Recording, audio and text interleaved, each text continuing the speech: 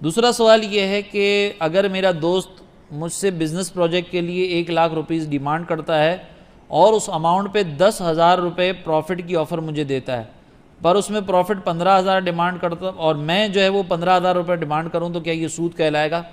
یہاں پہ پرابلم یہ ہے کہ جب آپ اس طریقے سے شرکت کر رہے ہوتے ہیں یا آپ اگر کسی کے پاس رقم دے رہے ہوتے ہیں نا، تو آپ اس رقم کے اگینسٹ ایک فکس اماؤنٹ نہیں مطالبہ کر سکتے۔ 1,00,000 روپے دیے تو مجھے مہینے کے 10,000 روپے دے دے، یہ اماؤنٹ آپ فکس نہیں کر سکتے۔ اماؤنٹ فکس نہ کرنے کی وجہ یہ ہے کہ آپ نے اس کے ساتھ کی ہے شرکت، آپ نے اس کے ساتھ کی ہے پارٹنرشپ۔ پارٹنرشپ کس چیز کے اندر کی ہے؟ پروفٹ کے اندر۔ اب اگر مثال کے طور پر کسی مہینے پروفٹ ہوا ہی ٹوٹل 10,000 روپے، تو وہ تو 10,000 روپے آپ نے فکس کر لیے تھے، وہ تو آپ لے کے چلے گئے، تو اس والے پروفٹ کے اندر شرکت کہاں ہوئی؟ تو ایک تو خرابی یہ ہے، دوسرا اس کے اندر مانع سود بھی پایا جاتا ہے۔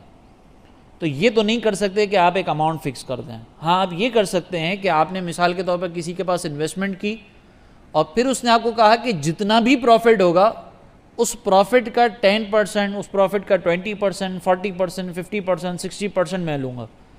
تو اب اگر مثال کے طور پر کسی مہینے 10,000 پروفٹ ہوا ہے تو اس 10,000 کا 10% ہوگا، اگر کسی مہینے 20,000 ہوا ہے تو 20,000 کا 10% ہوگا، اگر کسی مہینے 1,00,000 روپے ہوا ہے تو 1,00,000 کا 10% ہوگا۔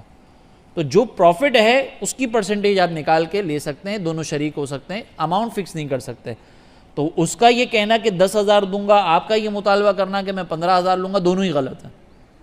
آپ یہ کہیں کہ بھائی جتنا بھی پروفٹ ہوگا اس کا پرسنٹیج میں اتنا لوں گا۔